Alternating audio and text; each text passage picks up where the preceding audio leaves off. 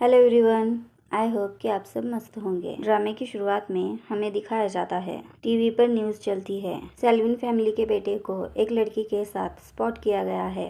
देखने से लगता है कि वो दोनों बहुत जल्द मैरिज करेंगे। उन्हें ये न्यूज़ देख रही होती है। वो हमें बताती है लुइस और मेरी मैरिज सीक्रेट है और अब जो लुइस के साथ जो लड़की है वो उसकी फर्स्ट लव है। उनसे रिपोर्टर्स तरह तरह के सवाल कर रहे होते हैं। लुइस उसे उनसे बचाता है और वो उन्हा को कॉल मिलाता है। वो उन्हा को कहता है तुम बड़े टावर के पास हमें लेने आओ। उन्हा भी लुइस की बातों को मान जाती है और उसे रिसीव करने के लिए जाती है। कार में बैठने के बाद वो लड़की लुइस से चिपकने लगती है, जो कि हमारी उन्हा को पसंद नहीं आता।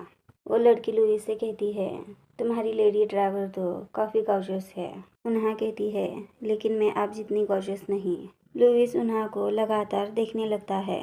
वो लड़की लुइस से चिपकने लगती है, लेकिन लुइस का पूरा ध्यान उन्हा पर होता है। उन्हा को पसंद नहीं आता उसके हस्बैंड से कोई और लड़की चिपक रही है। वो लड़की कहती है मुझे तुमसे दूर जाकर मालूम हुआ तुम ही हो जो मुझसे इतना प्यार कर सकते हो। क्या तुम अपनी वाइफ को डाइवोर्स नहीं दे सकते? उन्हा भी उनकी कॉन्वर्सेशन सुन रही होती है और इनकी बातों का उन्हा पर इफ़ेक्ट होता है और उन्हा का एकदम से ब्रेक लग जाता है। लुइस पूछता है क्या हुआ, क्या तुम्हारा ड्राइविंग पे ध्यान नहीं है? उन्हा कहती है नहीं, ऐसी कोई बात नहीं।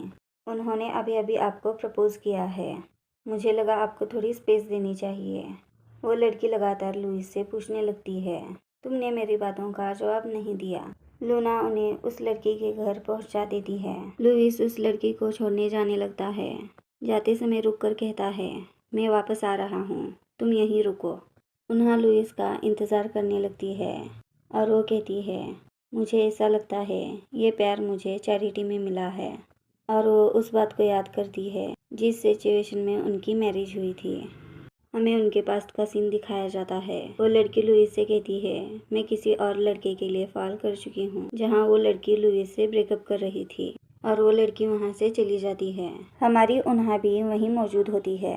वो वहाँ से जाने लगती है। लुइस उन्हा को देख लेता है और वो उन्हा के पास जाता है। वो उससे कहता है तुमने तो अब सब सुन ही लिया है, क्या तुम मुझसे मैरिज करोगी?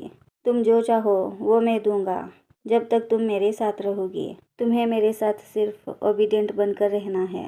लुइस उस वक्त बहुत ही ब्रेकडाउन होता है और वो उन्हा को करीब करके किस करता है। उन्हा उस वक्त बहुत ही हैरान होती है। उन्हा अपने वेडिंग रिंग को देखते हुए सोचती है पिछले 4 सालों से मैं लुइस की वेल बिहेव वाइफ बनकर रह रही हूँ। लुइस उसके एक्स गर्लफ्रेंड को छोड़कर आता है। उन्हा कहती है अब तुम हमारी मैरिज को कब ऑफिशियल करने वाले हो? लुइस उन्हा को कार की तरफ टैप करते हुए कहता है चलो अभी ऑफिशियल बनाते हैं। और वो उन्हा को अपनी गोद में उठाता है और उसे कार पर लेटा देता है। उन्हा पूछने लगती है तुम ये क्या कर रहे हो? लुइस कहता है तुम ही तो कह रही थी। उन्हा लुइस से कहती है तुम बकवास करना बंद करो, तुम जानते हो कि मैं एग्जैक्टली क्या चाहती हूँ। लुइस कहता है लेकिन मैं इस तरह समझ पा रहा हूँ। उस वक्त लुइस को उसके एक्स गर्लफ्रेंड का कॉल आता है। उसकी गर्लफ्रेंड कहती है जब मेरी जाग हुई तब तुम यहाँ नहीं थे। लुइस कहता है हाँ, जब तुम सो चुकी थी तब मैं आ गया। उन्हा लुइस को देखने लगती है। लुइस उन्हा को कहता है मैंने आज तुम्हें बुलाया क्योंकि मैं चाहता था तुम खुद से देखो। लेकिन उस वक्त लुइस की बात बीच में कट हो जाती है और उन्हा के फ़ोन पर किसका कॉल आता है। उन्हा जब कॉल अटेंड करती है वो उनके ग्रैंडफादर का होता है। कॉल एंड होने के बाद उन्हा कहती है ग्रैंडपा कह रहे हैं हमें इस वक्त फैमिली मेंशन जाना है। वो दोनों जब फैमिली मेंशन जाते हैं ग्रैंडपा लुइस पर बहुत ही गुस्सा हो चुके होते हैं। ग्रैंडपा लुइस पर चिल्लाते हुए कहते हैं तुम दोनों की ऑलमोस्ट मैरिज होने वाली थी, लेकिन वो लड़की भाग गई। उसकी वजह से हमारे फैमिली को कितनी शर्मिंदगी का सामना करना पड़ा और अब तुम उस लड़की के साथ हो। क्या तुमने पुरानी मिस्टेक से अब तक कुछ सीखा नहीं है? और तुम हमारी उन्हा के साथ ऐसा कर भी कैसे सकते हो? और वो लुइस पर लाठी उठाते हैं। उन्हा बात को संभालते हुए कहती है ग्रैंडपा, लुइस तो उस लड़की से एक्सीडेंटली मिला था। लुइस जब एक्सप्लेन करने की कोशिश करता है तो ग्रैंडपा उसे चिल्लाकर चुप बिठा देते हैं। ग्रैंडपा लुइस को धमकाते हुए कहते हैं देखो लुइस, समझ जाओ, मेरे होते हुए तो सेल्विन इस घर में नहीं आ सकती। लुइस कहता है समझ गया ग्रैंडपा। उन्हा स्मोक कर रही होती है और उसके पास लुइस आ जाता है। उन्हा लुइस से कहती है, तुम जाकर सो जाओ। लुइस उन्हा से पूछता है, तुम्हारा आज का बिहेवियर थोड़ा स्ट्रेंज लग रहा है। उन्हा लुइस से पूछती है, आज ग्रैंडपा तुम्हें क्या कह रहे थे। लुइस उन्हा से सिगरेट लेकर स्मोक करता है और वो उन्हा के करीब जाते हुए कहता है, ग्रैंडपा चाहते हैं हम दोनों का एक बेबी हो। और वो उन्हा से फिजिकल होने की कोशिश करता है, जहाँ उन्हा उसे बीच में रोक देती है और उसे कहती है, मत भूलो अब सेल्विन वापस आ चुकी है। लुइस उन्हा से कहता है, हमारा बच्चा प्लान करना सेल्विन से रिलेटेड नहीं है। उन्हा कहती है, एक दिन अचानक तुम मुझे उसके लिए डाइवोर्स दे दोगे। लुइस कहता है, एटलीस्ट तुम अभी भी मेरी वाइफ हो।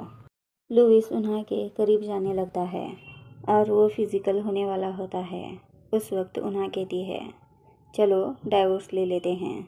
उस वक्त लुइस उन्हा की बातों को सीरियसली नहीं लेता और वो उन्हा को अपनी तरफ अट्रैक्ट करने लगता है। उन्हा उसे देखकर सोचती है, इन 4 सालों के मैरिज में तुम्हें ये भी मालूम नहीं कि मेरा फेवरेट कलर कौन सा है। लेकिन वो अच्छे से जानता है मुझे उसकी तरफ अट्रैक्ट कैसे करना है और वो लुइस को आगे बढ़कर किस करती है। वो बताती है वो लुइस में किस तरह खो जाती है। वो कहती है, अब वक्त आ चुका है इस रिलेशनशिप को गुड बाय कहने का। और वो दोनों उस वक्त फिजिकल हो जाते हैं। दूसरे दिन उन्हा ऑफिस के काम में बिजी होती है। उसे बताया जाता है कि उससे मिलने के लिए कोई आया है। उन्हा पूछती है, वो कौन है। वो लड़की कहती है, वो अपना नाम सेल्विन बता रही थी। उन्हा जाकर सेल्विन से मिलती है। सेल्विन उन्हा को पहले से ही जानती होती है। वो उन्हा को देखकर कहती है, मैंने सोचा नहीं था तुम इतनी बदल चुकी होगी। मैं तुम्हें हमेशा से जानती हूँ। अगर तुम ग्लास सैंडल पहन भी लो तो तुम सिंड्रेला नहीं बन जाओगी। उन्हा सेल्विन से पूछती है, तुम्हारा हो गया?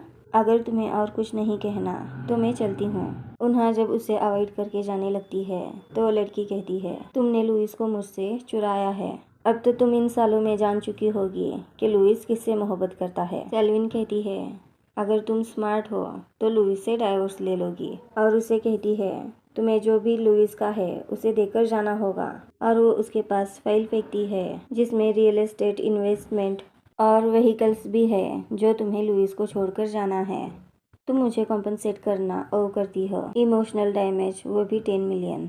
सेल्विन की इतनी बकवास बातों को सुनकर उन्हा हंसने लगती है और वो बताती है, डाइवोर्स के बीच की बातें मेरी और लुइस की हैं। अगर वो खुद से कहता है तो मैं इसके बारे में सोचूंगी। और तुम्हें लगता क्या है कि तुम कौन हो? तुम्हें क्या लगता है तुम्हारे पास राइट है ये सब कहने का? और तुम मुझसे कॉम्पेंसेशन डिमांड कर रही हो। सेल्विन की इतनी इंसल्ट हो चुकी होती है तो वो उन्हा को स्लैप करने की कोशिश करती है, जहाँ हमारी उन्हा उसका हाथ पकड़ती है और उसे जवाब देते हुए कहती है, मैं और लुइस लीगली मैरिड हैं और तुम एक अदर वुमन हो। सेल्विन वहाँ से हाथ छुड़ाकर चली जाती है। सेल्विन के जाने के बाद उन्हा को चक्कर आने लगते हैं और वो बेहोश हो जाती है। अगले सीन में हम नोआ को हॉस्पिटल में देखते हैं। उसके साथ उसकी डॉक्टर फ्रेंड मौजूद होती है। वो उन्हा को डांटने लगती है, तुम प्रेग्नेंट हो और तुम अपना ख्याल भी नहीं रखती। उन्हा को मालूम नहीं होता तो वो पूछती है, क्या मैं सच में प्रेग्नेंट हूँ? उसकी फ्रेंड कहती है, क्यों तुम्हें पता नहीं? तुम ऑलरेडी 2 मंथ्स प्रेग्नेंट हो। उन्हा की फ्रेंड कहती है, तो फिर इसके बारे में लुइस भी नहीं जानता होगा। उन्हा कहती है, उसे बताने की कोई ज़रूरत नहीं। अब लुइस की एक्स गर्लफ्रेंड सेल्विन वापस आ चुकी है। उन्हा की फ्रेंड जानकर गुस्सा होती है कि उन्हा का हस्बैंड उस लड़की के साथ घूम रहा है। उन्हा उसे शांत कराती है और कहती है, एक मैरिज में 2 लोगों का कंट्रीब्यूशन ज़रूरी होता है। उन दोनों की बातें चल रही होती है और वहाँ से लुइस आ जाता है। वो उन्हा से कहता है, मुझे सेल्विन ने बताया कि तुम हॉस्पिटल में हो और बताओ तुम सेल्विन से मिलने के लिए अकेली क्यों गई थी और मुझे बताया भी नहीं। उन्हा की फ्रेंड कहती है, तुम्हें थोड़ी शर्म भी है? तुम कब से अदर वुमन के बारे में बात कर रहे हो? वो लुइस को बताने ही वाली होती है उन्हा प्रेग्नेंट है। उन्हा उसे बात में रोक लेती है। उन्हा अपने फ्रेंड एलेक्स से कहती है, जाओ तुम डॉक्टर से पूछो मैं कब डिस्चार्ज ले सकती हूँ। लुइस उन्हा से पूछने लगता है, तुम तो मॉर्निंग में ठीक ठाक थी और तुम्हें अब क्या हुआ है? उन्हा कहती है, वो मेरा थोड़ा स्टमक अपसेट था, इस वजह से मैं हॉस्पिटल में थी, बाकी और कोई बात नहीं है। लुइस उन्हा के लिए परेशान हो जाता है और वो उससे पूछने लगता है, अब बताओ तुम्हें कैसा लग रहा है? उन्हा कहती है, अब मैं ठीक हूँ। बताओ अब हम डाइवोर्स कब ले रहे हैं? लुइस डाइवोर्स का सुनकर कहता है, लेकिन मैंने कब कहा कि मैं डाइवोर्स देना चाहता हूँ? वो उन्हा पर नाराज़ होने लगता है तो उन्हा कहती है मैं तो सेल्विन के लिए थोड़ा वरीड थी और तुम ज़्यादा परेशान मत हो, मैं तुम्हारा ज़्यादा टाइम नहीं लूँगी। बताओ तुम कब फ्री हो, तब हम कोर्ट जाएंगे। उन दोनों की बातें चल रही होती है। उस वक्त लुइस को सेल्विन का कॉल आ जाता है। लुइस सेल्विन का कॉल देखकर उन्हा से कहता है, चलो अब हम डिवोर्स के बारे में बाद में बात करते हैं, अब तुम सिर्फ रेस्ट करो। वो उन्हा से कहता है, मैं जाकर ये कॉल अटेंड करता हूँ। मैं इस पार्ट को यहीं ख़त्म करती हूँ। आई होप कि आपको मेरी एक्सप्लेनेशन पसंद आए। एक्सप्लेनेशन पसंद हो तो लाइक करना है, चैनल को सब्सक्राइब करना है। Bye bye, take care.